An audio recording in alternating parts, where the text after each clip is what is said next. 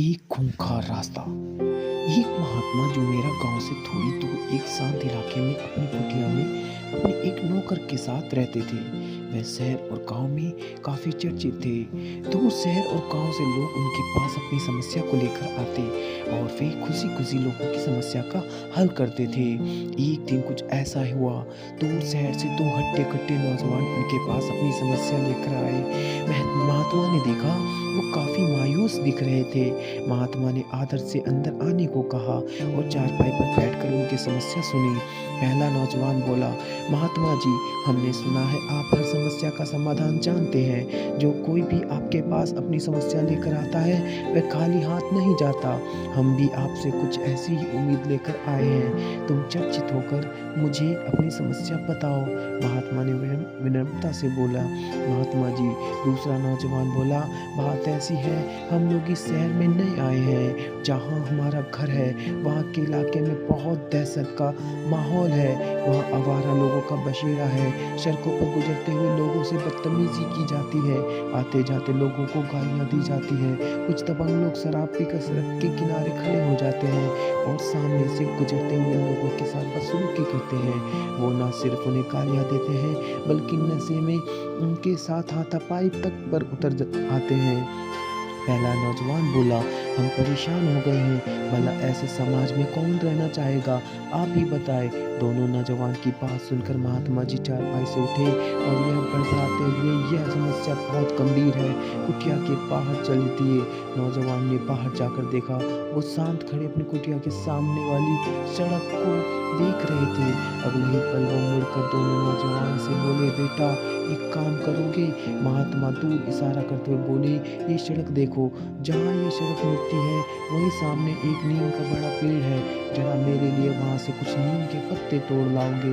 जरूर महात्मा जी, जैसा आप कहें, कहकर दोनों नौजवान ने कदम बढ़ा दिए। परंतु महात्मा उन्हें रोकते हुए बोले, ठहरो बेटा, जाने से पहले मैं तुम्हें बता दूं, रास्ते में कई आवारा कुत्ते हैं जो तुम्हें अपना शिकार बना सकते हैं। वो बहुत खूंखार है, तुम्हारी जान भी जा सकती है। क्या तुम वो पत्ते ला पाओगे?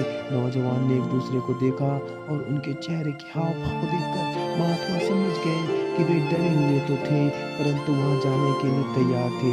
दोनों नौजवान उस सड़क पर चल दिए। वो सड़क से गुजरे।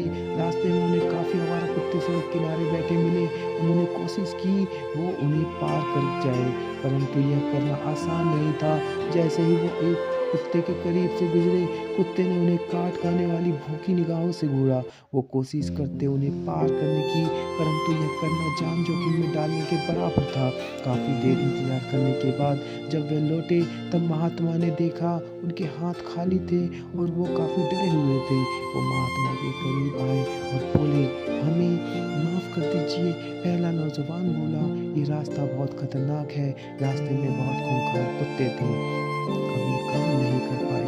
दूसरा नौजवान बोला, हमने दो चार कुत्तों को छीन लिया परंतु आगे जाने पर कुत्तों ने हम पर हमला कर दिया। हम जैसे तैसे करके अपनी जान बचाकर वापस आए हैं।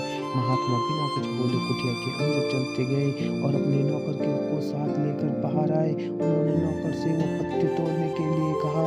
नौकर उसी सड़क से गया और कुत्तों के बीच से गुजरा परंतु जब काफी देर बाद दोनों नौजवानों ने नौकर को सड़क से वापस अपनी ओर आते देखा तब देखा उसके हाथ में नीम के पत्तों से भरे थे।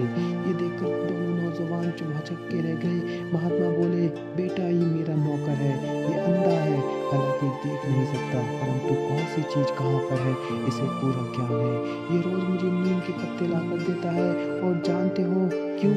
इसे आवारा कुत्ते नहीं काटते क्योंकि ये उनकी तरफ जरा भी ध्यान नहीं देता, ये सिर्फ अपने काम से काम रखता है।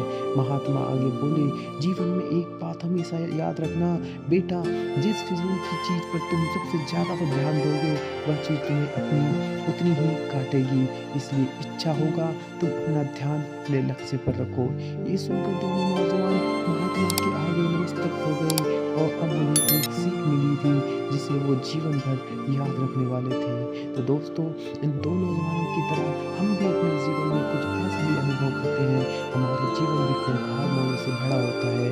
न जाने कौन से मोड़ पर मौत हमें गले लगा ले परंतु यह सिर्फ हम पर निर्भर करता है कि हम उन नौजवानों की तरह डर कर वापस लौट आते हैं या फिर नौकर की तरह धैर्य और हिम्मत से आगे कदम बढ़ाते हैं और अपना लक्ष्य हासिल करते हैं। तो दोस्तों, आपको ये कहानी कैसी लगी प्लीज़ कमेंट करके ज़रूर बताएं और हाँ, मेरे चैनल को सब्सक्राइब ज़रूर करें। मिलते हैं नेक्स्ट वीडियो।